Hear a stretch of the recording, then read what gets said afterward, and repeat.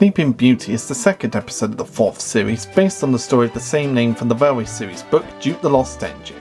This continues from the events of Grandpuff, wrapping up the story as a whole, and giving us the happy ending that Thomas promised at the end of the last episode. After a hard day's work, the engines return to the shed and ask Thomas to continue the rest of the story about Duke. Thomas recaps the story on where he left off and continues with Duke sleeping in the lonely shed for many years, but was certainly barely forgotten. One day not too long ago, a group of adventurers approached the Fat Controller with a plan to find and rescue Duke. The team is prepared with maps and knew where to look, and the Fat Controller agreed. Everyone set off to the mountains in a train with Scarloey and began the long search. As the days passed, the search grew harder and there was no sign of Duke, but the rescuers were just as determined to find him without throwing in the towel. The search soon finally ended when one member accidentally fell through the roof of Duke's shed, having not realised he was standing on it, and age had weakened the roof to the point where it could collapse. Duke woke up and asked the rescuer if he was a vandal, only assured him that he and the others were there to rescue him and reunite him with Falcon and Stuart. While he was delighted that they did remember, Duke was dug out of the shed and taken to his new home on the Scarloey Railway. Stuart and Falcon, who are now renamed Peter, Sam and Sir Handel, were ready to greet their old friend, but they saw he was asleep in the shed. They hussed each other, but they had already disturbed him. So he complained that they woke him up and started to tell him about the older days. The two engines laughed at this and told Duke that they were all due to go back to work the next day and could keep Duke in order. Duke pretended to be cross, but he could not have been happier to be reunited with his friends as they puffed away. As Thomas concludes the story with a smiling Duke dozing in the sunlight for the first time in years, all the engines agreed on what a good story it was and how glad they were that they had a happy ending before going to sleep. This episode is the conclusion to the story of Duke the Lost Engine. What makes this interesting is the fact that Sleeping Beauty is actually the last story in the book, with Bulldog and You Can't Win being placed before this one. But I thought it made sense to put the last story of the book as the second story of the series, since Britt Allcroft and David Mitton most likely didn't want the viewers to be kept in suspense waiting for the happy ending to the story of Grandpuff. So it made sense for them to do it this way.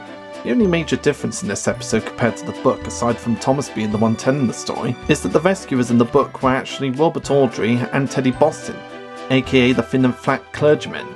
But in the episode they were replaced by a bunch of explorers. And I'm just going to say, I love how plump one of them looks. He's just got such a funny belly shape.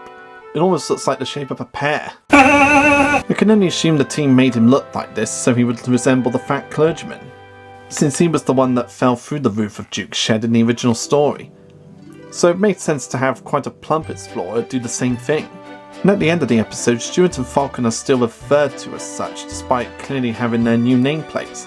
Additionally, Stuart has his old funnel in the scene, consistent with Duke's first cameo happening in the fourth series episode Trucks. And this episode is one of many episodes that got people believe in the theory that Thomas and Duck don't like each other, since Duck is the only engine from the previous episode to not appear at Tim of Sheds when Thomas is telling them the end of the story, since James takes his place.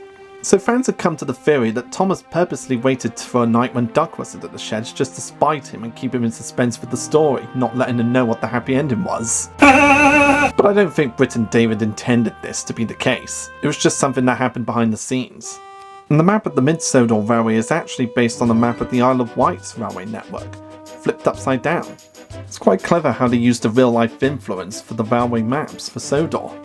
The episode's title refers to the French fairy tale by Charles Perrault of the same name about a princess who falls asleep for 100 years due to a curse, which as we all know was adapted by Walt Disney for the famous film Sleeping Beauty.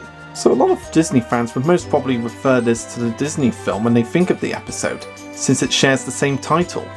Interesting note, the locomotive that inspired this story wasn't actually based on one of Duke's classmates. It was an American-inspired narrow gauge engine called Colony Church.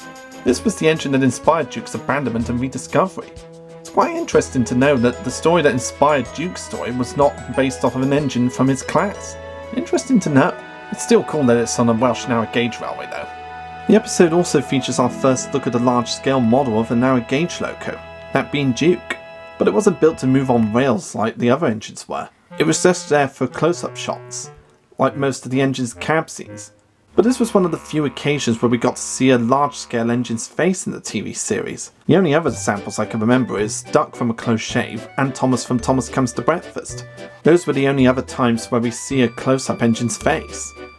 Most of the time the close-up engines were just there to show the interiors of the cabs, and so that they'd be in scale with the work crews when they had to do close-ups on the humans. And one thing I forgot to mention from Grandpuff is the fact that Michael Angelis doesn't feel rushed this time around. Because as we all know, he did 2 narrations for the first couple of episodes for Series 3, early narrations for the VHS releases, and he had to re-record them for the TV releases. And the first few episodes for Series 3 kinda sounded like he was rushed. But for Series 4, Michael Angelis wasn't rushed or inclined to do a re-recording for any of the episodes, so he could do it at a steady pace this time around. The episode also gives us another variant of the post-train theme, one of the most iconic themes of the TV series, and they'd end up playing it a lot throughout Series 4. It just shows how iconic this theme really is. Sleeping Beauty, in my opinion, is a satisfying conclusion to the story of Grandpuff. It's got stunning visuals, wonderful music, and as I said, it's a wonderful payoff to the original story. And a very faithful adaptation in my opinion, despite its changes. It's another episode I highly recommend checking out. But if you're going to watch this one, I'd recommend checking out Grandpuff first, and then moving on to this story. You'll need to watch Grandpuff in order to get what's going on for Sleeping Beauty, but they're definitely episodes you'll want to rewatch again and again if you love the TV series.